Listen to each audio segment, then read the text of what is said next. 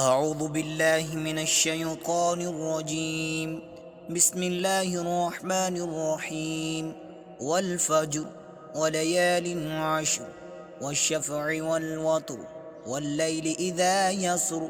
هل في ذلك قسم لذي حجر ألم تر كيف فعل ربك بعاد إرم ذات العماد التي لم يخلق مثلها في البلاد وثمود الذين جابوا الصخر بالواد وفرعون ذي الأوتاد الذين طغوا في البلاد فأكثروا فيها الفساد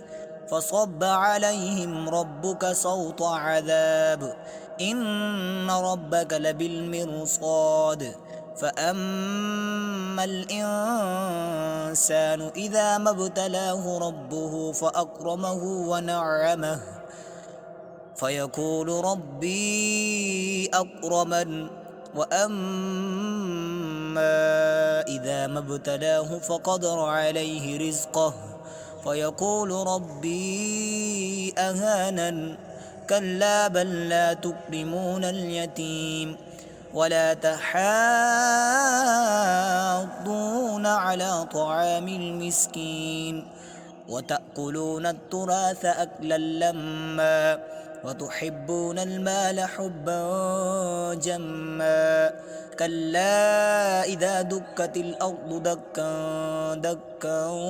وجاء ربك والملك صفا صفا وجيء يومئذ بجهنم يومئذ يتذكر الإنسان وأنى له الذكرى يقول يا ليتني قدمت لحياتي فيومئذ لا يعذب عذابه أحد ولا يوثق وثاقه أحد يا أيتها النفس المطمئنة ارجعي إلى ربك راضية مرضية فادخلي في عبادي وادخلي جنتي.